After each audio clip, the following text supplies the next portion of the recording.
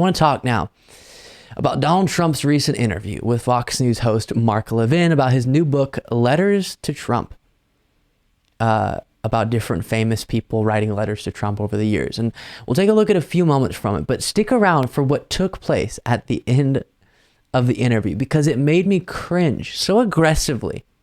I nearly went into cardiac arrest. No, it was a lot of cringe, okay, that I experienced.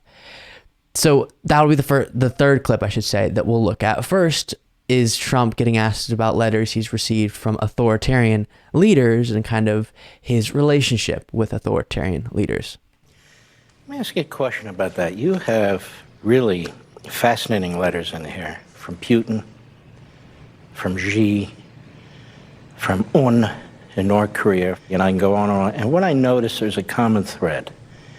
You had a personal relationship with every one of these leaders, whether they're genocidal maniacs, whether they're elected, like Abe of Japan, who was a close friend of yours and was assassinated. And I want to get into some of this. What would you say your foreign policy is? Because I think people keep projecting onto your foreign policy what it is that they think they want people to think your foreign policy is. What would you say it is? So I think...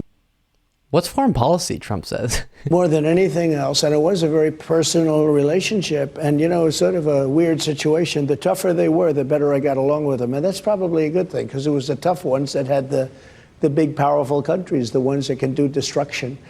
And let me ask you a question. So we've been talking about this subject for a while now, where he's just super complimentary of authoritarian leaders. They're saying he got along with the tough ones the best. He doesn't actually mean tough, he means authoritarian. But in many other instances, he insists on calling Vladimir Putin, Xi Jinping, Kim Jong-un smart, which, as I've said, you can recognize the intelligence of someone terrible.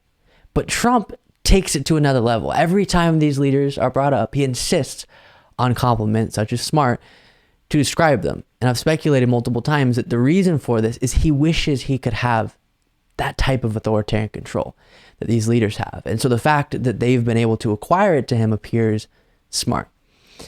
Next moment from this interview, getting asked about or discussing Nixon. He was a very tough guy. He was, I guess some people would say this about me too, he was his own worst enemy. I mean, I could say that a little bit about myself, much less so than people think, I will say. But he was sort of a paranoid guy, and that's okay. You know, you keep your guard up. I don't say that badly. His views on Henry Kissinger were very interesting. I won't tell you exactly. I get along pretty well with Kissinger, but I tell you his views on Henry Kissinger were not so hot. And he was a tough guy, and they went over to tell him that you have to get out. His biggest regret, according to his daughters, and I think according to him pretty much, was that he didn't fight. So the Nixon comparison is an interesting one, because in many ways, Trump's indictment is a representation of America correcting what was broken with Nixon. Ford pardoning him, the precedent being, if not set, reemphasized that a president is above the law. That's what was going on there. Naturally is going to, in some sense, lead to a president like Trump acting in so many ways that indicate he believes he's above the law. And he believed that when he was president. And so now our justice system isn't making the same mistake that we made with Nixon with Trump. And now the final moment I foreshadowed earlier, the host, Mark Levin, kissing up to Trump in a manner that should have made Trump blush and will definitely make all of us blush, as awkward and cringy as it gets. Take a look at this. Let me just say this, Mr. President. The glasses come off. Oh, that's so dramatic, okay. Let me just say this, Mr. President. I've talked to a lot of important people. Supreme Court justices, presidents, presidential candidates, brilliant people. And talking with you is really the most impressive conversation I've had. Number one, there's very few people who could sit there and speak the way you do, from subject to subject to subject to subject. If people would let you speak, and actually listen to you, while you have the enormous pressure on your shoulders of these grand juries and other things going on, and you still are able to do it. That is absolutely remarkable.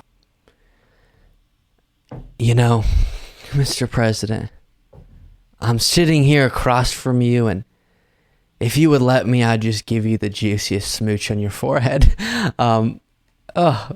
Eesh. Very uncomfortable. Imagine if Joe Biden on CNN, okay, he's getting interviewed by Anderson Cooper, and Anderson Cooper did something like that. People would be so weirded out, rightfully so. You're supposed to be challenging those in power or trying to attain positions of power and asking tough questions and all of that.